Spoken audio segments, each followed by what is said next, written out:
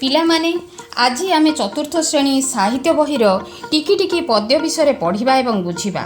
ଏହି କବିତାକୁ ଲେଖିଛନ୍ତି ପଣ୍ଡିତ ଗୋଦାବରୀଶ ମିଶ୍ର। ତେବେ ଚାଲ କବିତାଟିକୁ ବୁଝିବା। ପ୍ରଥମ ପଦ, ଟିକି ଟିକି ଟୋପା ପାଣିରେ ଗଢ଼ା ହୋଇଛି ସିନ୍ଧୁ, ଦିଶୁନାହିଁ ସିନା ଆଖିକି ତାର ଅସଂଖ୍ୟ ବିନ୍ଦୁ। ଏହାର ଅର୍ଥ ବିଶାଳ ସମୁଦ୍ର ତାର ଟିକି ଟିକି ପାଣି ଟୋପାର ସମାହାରରେ ସମୁଦ୍ର ସୃଷ୍ଟି ହୋଇଛି। ସେହି ଅସଂଖ୍ୟ ଜଳବିନ୍ଦୁ ଆମ ଆଖିକୁ ଦିଶୁନଥିଲେ ହେଁ ସେଗୁଡ଼ିକର ସମଷ୍ଟିରେ ସମୁଦ୍ର ସୃଷ୍ଟି ହୋଇଛି। ଦ୍ୱିତୀୟ ପଦଟିକୁ ପଢ଼ିବା। ଟିକି ଟିକି ଧୂଳି କଣିକା ମିଶି ହୋଇଛି ଧରା, ପାହାଡ଼ ପଡ଼ିଆ ନଗର ସବୁ ଧୂଳିରେ ଗଢ଼ା। ଏହାର ଅର୍ଥ ଧରା ଅର୍ଥ ପୃଥିବୀ। ଏହି ପୃଥିବୀ ଟିକି ଟିକି ଧୂଳି କଣାରେ ଗଢ଼ା ହୋଇଛି। ପାହାଡ଼ ପଡ଼ିଆ ନଗର ସବୁ ସେହି ଧୂଳିରେ ହିଁ ଗଢ଼ା ହୋଇଛି। ଚାଲ ବର୍ତ୍ତମାନ ତୃତୀୟ ପଦଟିକୁ ପଢ଼ିବା ଏବଂ ବୁଝିବା। ଗୋଟି ଗୋଟି କେତେ ଗଛରେ ପରା ତିଆରି ବନ, ଏତେ ଲୋକହିତ ସାଧୁଛି ଏତେ ବାଣ୍ଟୁଛି ଧନ। ଏହାର ଅର୍ଥ ଗୋଟି ଗୋଟି କରି ଅନେକ ଗଛର ସମାହାରରେ ବା ମିଶ୍ରଣରେ ବଣର ସୃଷ୍ଟି ହୋଇଛି। ଲୋକମାନଙ୍କର ଅନେକ ହିତ ସାଧନ ସହିତ ନିଜ ପାଖରେ ମହଜୁଦ ରଖିଥିବା ସବୁ ସମ୍ପଦକୁ ଲୋକମାନଙ୍କର ବ୍ୟବହାର ପାଇଁ ବିତରଣ କରୁଛି, ଅର୍ଥାତ୍ ବାଣ୍ଟି ଦେଉଛି।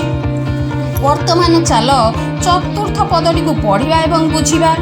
ଟିକି ଟିକି କୋଟି ତାରକା ଫୁଟି ଗଗନେ ନୀତି, ରାତିର ଅନ୍ଧାର ବିନାଶୀ ତୋଫା କରନ୍ତି କ୍ଷିତି। ଅର୍ଥାତ୍ ଅନେକ ଟିକି ଟିକି ତାରା ପ୍ରତିଦିନ ଆକାଶରେ ଉଦିତ ହୋଇ ରାତିର ଅନ୍ଧକାରକୁ ଦୂର କରି ପୃଥିବୀକୁ ଉଜ୍ଜ୍ୱଳ କରୁଛନ୍ତି। ବର୍ତ୍ତମାନ ପଞ୍ଚମ ପଦଟିକୁ ପଢ଼ିବା ଏବଂ ବୁଝିବା।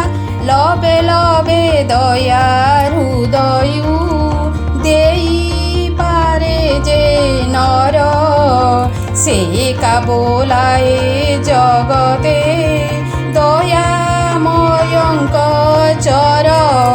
ଏହାର ଅର୍ଥ ଯେଉଁ ନର ନିଜ ହୃଦୟରୁ ଅନ୍ୟମାନଙ୍କୁ ଟିକେ ଟିକେ ଦୟା ଦେଖାଏ, ସେ ପୃଥିବୀରେ ଦୟାମୟଙ୍କର ଅର୍ଥାତ୍ ଭଗବାନଙ୍କର ଦୂତ ରୂପେ ପରିଗଣିତ ହୁଏ।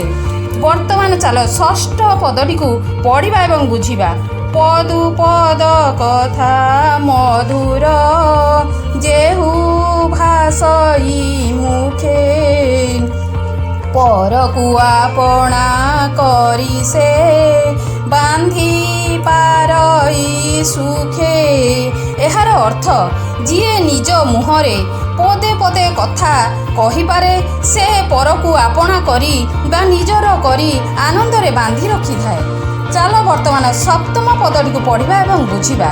ଟିକି ଟିକି କାର୍ଯ୍ୟେ ସୁଗତି ଯେବେ ଦେଖାଇ ପାର, ତେବେ ସିନା ମର୍ତ୍ତେ ପିଲାଏ ଜନ୍ମ କରିବା ସାର।